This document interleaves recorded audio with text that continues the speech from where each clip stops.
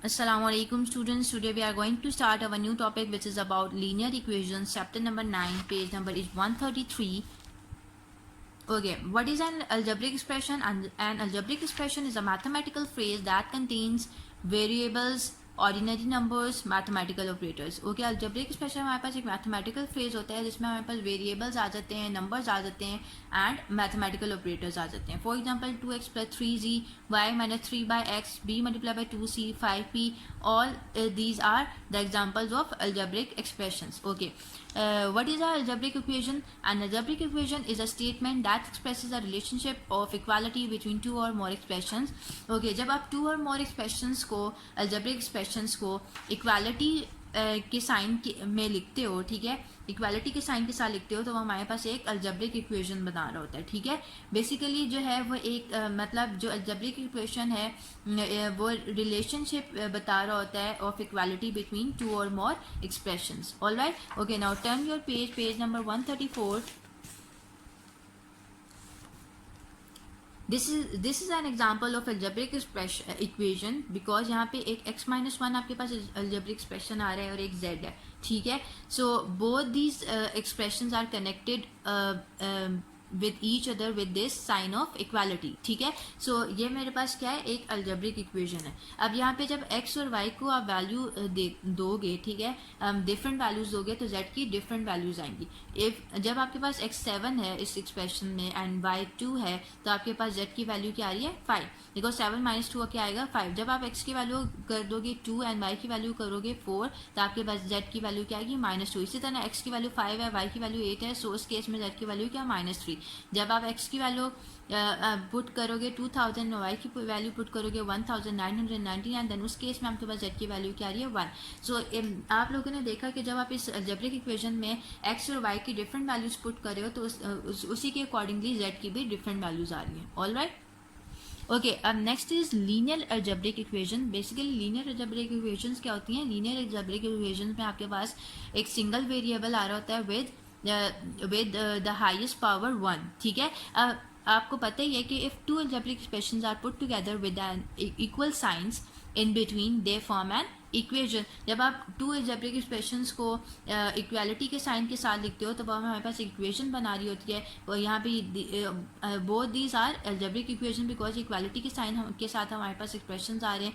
सो ये हमारे पास क्या है, algebraic इक्वेशन है. जब आप इसको सॉल्व करोगे तो x की वैल्यू क्या आएगी, 8 एंड इस केस में आपके पास a की वैल्यू क्या आएगी, a की वैल्यू क्या आएगी, 1. ठीक है, अब यहाँ पे x की वैल्यू 8 कैसे आ रही है, ऑब्वियसली 5 x के साथ मल्टीप्लाई हो रहा है, इक्वालिटी की दूसरी साइड पे आप शिफ्ट करोगे तो x 40 के नीचे 5 जाके क्या हो जाएगा, डिवाइड. तो 5 8 जा क्या होता है, 40. अब इसी तरह 3a = 2a + 1 है. आपने a की वैल्यू फाइंड आउट करनी है, 3a - 2a = 1 होगा बिकॉज 2a आप जब इक्वालिटी की दूसरी साइड पे शिफ्ट करोगे तो वो माइनस हो जाएगा. हमें a की वैल्यू फाइंड आउट करनी है, 3a - 2a की वैल्यू क्या होगी, a = 1. सो इस तरह आप लोगों ने a की वैल्यू क्या फाइंड आउट कर ली, 1.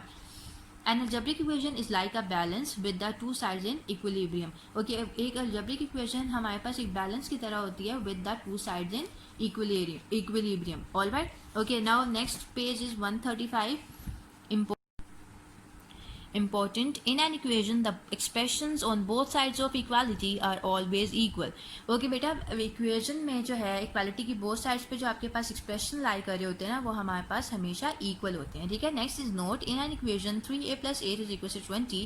Here 3a + 8 is a expression and 3a, 8 and 20 are terms. All right, okay, now turn your page number is 137. Note, to maintain the equilibrium, add, take away, multiply or divide by the same number to both the scales. Okay बेटा, अब equation का balance maintain करने के लिए ना, equilibrium maintain करने के लिए अगर आप इक्वालिटी की एक साइड पे किसी भी नंबर को ऐड कर रहे हो तो इक्वालिटी की दूसरी साइड पे भी उसी नंबर को ऐड करना पड़ेगा. एक इक्वालिटी की एक साइड पर किसी भी एक्सप्रेशन से आप कोई नंबर सब्ट्रैक्ट कर रहे हो तो दूसरी साइड पे भी आपको उसको सब्ट्रैक्ट करना पड़ेगा. मल्टीप्लाई कर रहे हो तो मल्टीप्लाई करना पड़ेगा, डिवाइड कर रहे हो तो डिवाइड करना पड़ेगा. ठीक है, अब यहाँ पे फॉर एग्जांपल यहाँ पे पास एक अलजेब्रिक इक्वेशन है 3x - 2 = 10. अब यहाँ पे आप एक साइड पे +2 कर रहे हो ना तो इसी इक्वेशन का बैलेंस मेंटेन करने के लिए तो दूसरी साइड पे भी आपको +2 करना पड़ेगा. ऑलराइट, अब remember a linear equation has one variable such as x y और जी और ए बी और c raised to the power of one. मैंने आपको वही बात बताई थी कि लीनियर इक्वेशन में क्या होता है, लीनियर इक्वेशन में आपके पास सिर्फ वन वेरिएबल होगा और उसकी पावर क्या होगी, one. There may be several steps involved in solving a linear equation. अब linear equation को solve करने के लिए आपके पास several steps होते हैं, ठीक है. At every step the two sides must balance. और हर step में जो है two sides का balance होना लाजमी है, ठीक है. Now turn your page number is 138. अब लीनियर इक्वेशन को सिंपल इक्वेशंस भी कह सकते हो, ठीक है. अब या फिर लीनियर इक्वेशंस का फर्स्ट डिग्री इक्वेशंस भी कह सकते हो, ठीक है. Underline this line, first degree equations involving only one variable are called simple equations. Okay, first degree equations जिसमें हमारे पास वन वेरिएबल लाई कर रहा हो उसको हम क्या बोलते हैं, सिंपल इक्वेशंस, ठीक है. Now turn your page number is 139. यहाँ पे अब हमारे पास कुछ सिंपल इक्वेशंस गिवन है, ठीक है. अब आपने इनको सॉल्व करना है. अब 4x माइनस 5 इक्वल्स टू 11 है, ये एक सिंपल इक्वेशन है. आपने यहाँ पे x की वैल्यू फाइंड आउट करनी है. और x की वैल्यू आप फाइंड आउट कैसे करोगे, अब यहाँ पे -5 है, जब इक्वालिटी की दूसरी साइड पे आप इसको शिफ्ट करोगे तो ये प्लस हो जाएगा. 11 + 5 = 16 एंड x के साथ 4 मल्टीप्लाई हो रहा है. यहाँ पे जाके इक्वालिटी की दूसरी साइड पे आप इसको शिफ्ट करोगे तो यहाँ पे जाके डिवाइड हो जाएगा. 4 से आपके पास क्या होता है, 16, ठीक है. अब नेक्स्ट आपके पास सेकंड है 2x डिवाइडेड बाई 3 = 4. यहाँ पे 3 डिवाइड हो रहा है, इक्वालिटी की दूसरी साइड पे शिफ्ट करोगे तो मल्टीप्लाई हो जाएगा 3. अब यहाँ पे x के साथ 2 मल्टीप्लाई हो रहा है, यहाँ पे जाके डिवाइड हो जाएगा. 2 2 = 4 and 2 3 = 6. So this is your required answer. Then इसी तरह आपके पास एक और एक्सप्रेशन गिवन है, 2x = 5 अलजेब्रिक इक्वेशन गिवन है, ठीक है. 2x = 5 × 3 + x. आपने इसको सॉल्व करना है और x की वैल्यू फाइंड आउट करनी है. ब्रैकेट्स ओपन की, 15 + 5x आ गया. x वाली टर्म्स आपने लाइक टर्म्स एक साथ कर ली, ठीक है. कॉन्स्टेंट टर्म्स दूसरी साइड पे रखनी है. 2x - 5 = 15. जब इक्वालिटी की दूसरी साइड पे आप 5x को शिफ्ट करोगे तो आपके पास -5x हो जाएगा. 2x - 5 = -3x = 15. x की वैल्यू फाइंड आउट करने के लिए -3 को आप जाके यहाँ पे डिवाइड करोगे. 3 will be cancel with this 15, so -5 is the required answer. इसी तरह आप इसका फोर्थ पार्ट भी on the similar pattern solve करोगे. Alright, now example number 7. Example number 7. A man's age is 4 times that of his son. In 20 years, he will be only twice as old as his son. Find his present age. Okay, अब बेटा हमारे पास जो है man की age क्या given है, 4 times of his सन, ठीक है. अब सबसे पहले तो आपने लेट कर लेना कि एज ऑफ सन किसके इक्वल है, x ईयर्स के. Let the age of son be x year. Then the present age of the man is 4x year, because 4 times of his son उसकी एज थी मैन की, ठीक है. आफ्टर 20 एज, 20 साल के बाद मैन की एज क्या हो जाएगी, 4x के अंदर आपने 20 को ऐड कर देना है तो आपके पास जो है आफ्टर 20 एज उसकी एज आ जाएगी. और उसके सन की एज आफ्टर 20 एज क्या हो जाएगी, x + 20 कर लीजिएगा, ठीक है. तो आफ्टर 20 ईयर्स जो है सन की एज ये होगी.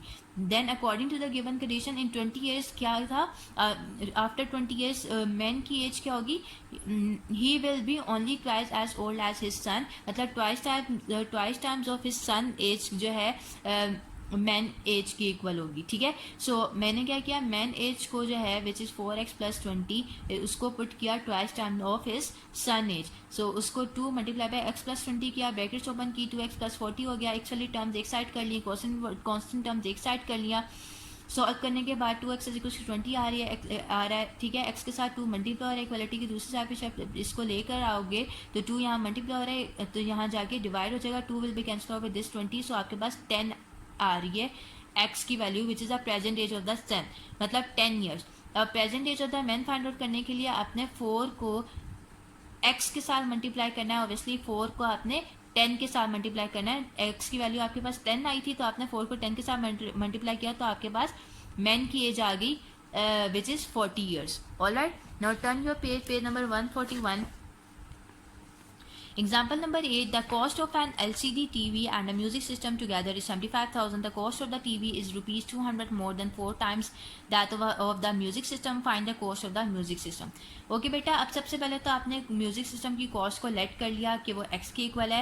And cost of the TV क्या है, rupees 200 more than 4 times of that of music system. 4 times of the music system क्या होगी, 4x and 200 more mean 4x में आपने 200 को ऐड करना है तो आपके पास कॉस्ट ऑफ द टीवी आ जाएगी, ठीक है. अब according to the given given condition आपने क्या करना है, आपके पास LCD, TV and music system दोनों की आप जब कॉस्ट को ऐड करते हो तो आपके पास दोनों कॉस्ट का ऐड करने के बाद जो टोटल कॉस्ट बन रही है वो किसकी इक्वल है, 75,000। तो आपने दोनों कॉस्ट को ऐड किया और उसको 75,000 के इक्वल पुट किया। ब्रैकेट ओपन करने के बाद एक्स वाली टर्म्स को ऐड किया, 4x plus x equal to 5x, 200 equality की दूसरी साइड पे शिफ्ट करोगे तो आपके पास 74,800 आ रहा है। 5 यहाँ पे मल्टीप्लाई हो रहा है, इक्वालिटी की दूसरी साइड पे शिफ्ट करोगे तो डिवाइड हो जाएगा।